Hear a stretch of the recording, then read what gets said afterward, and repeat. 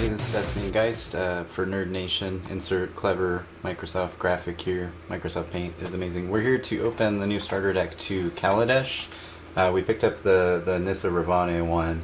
I'm very excited. It's one of my favorite planeswalkers. This is actually the third Nissa I'm getting, or that I have, I should say. This deck seems to be focused around landfall and that kind of stuff, but not specifically landfall, just getting your land out quickly. Mana ramping, I guess you would say. I set up the tripod in an interesting place and didn't do the pre-talking first because I was planning on doing the pre-talking on my computer, but just like the last Magic video, the computer's being an ass, so I'm just not taking any chances this time. I'm just all camcorder, all the way. Where is it? I could do this.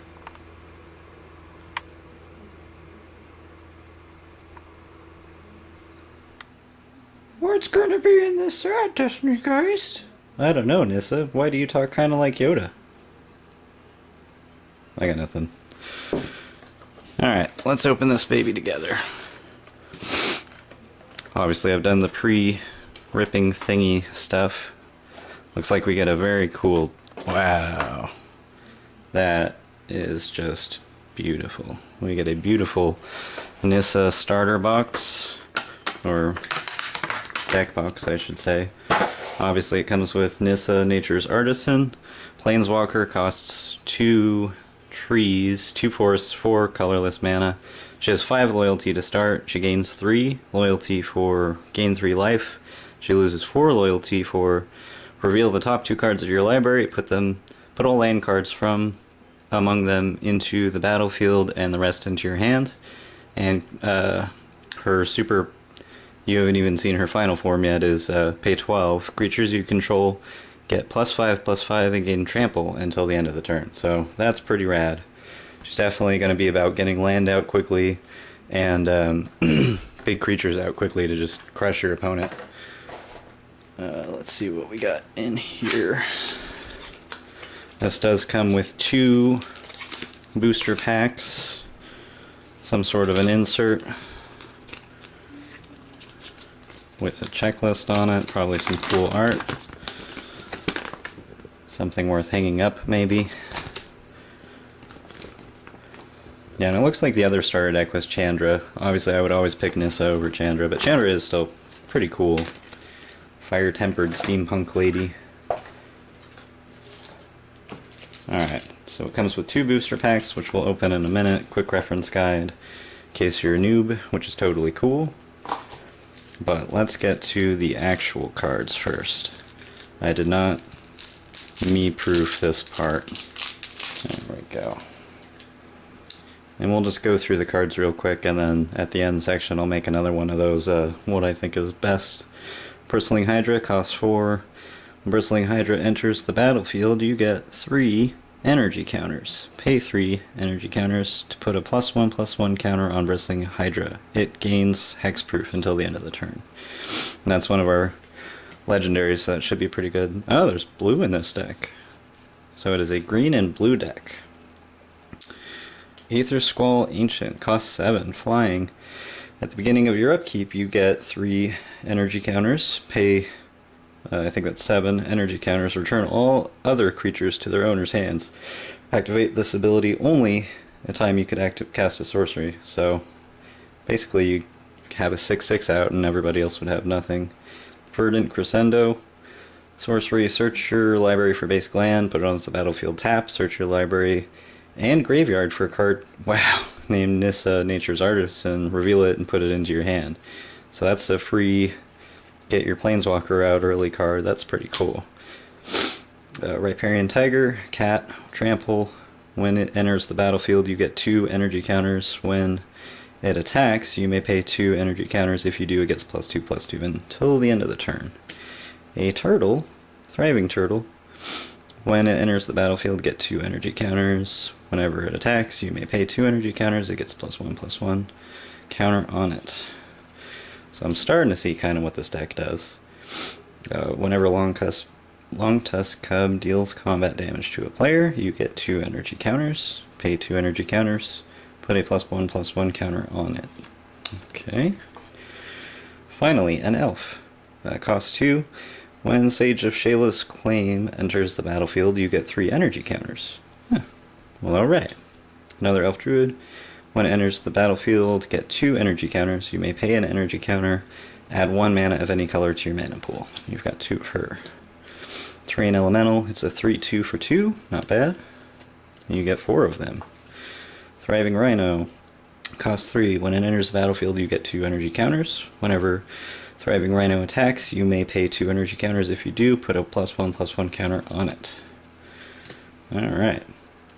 Janjeet Sentry.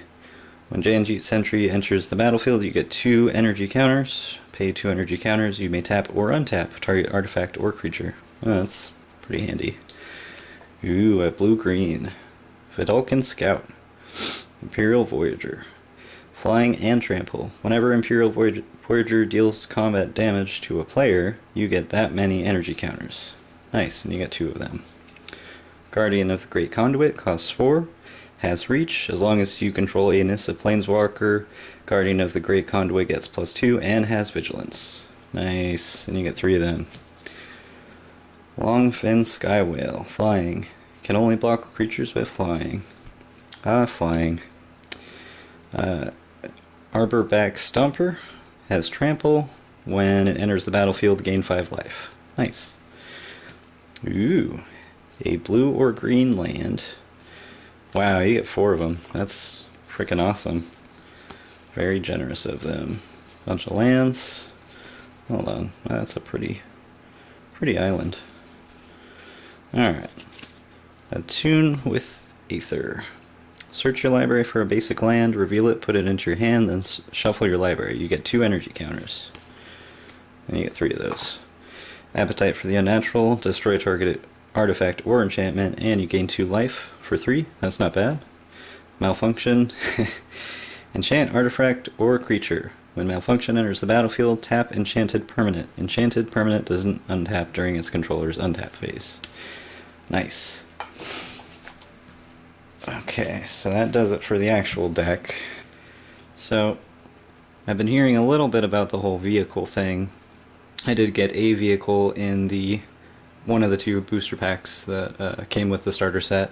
I kind of wish there was a vehicle in the starter set, since it's the new big thing, but basically you put crew members in it, and it's pretty strong and does stuff, blah blah blah.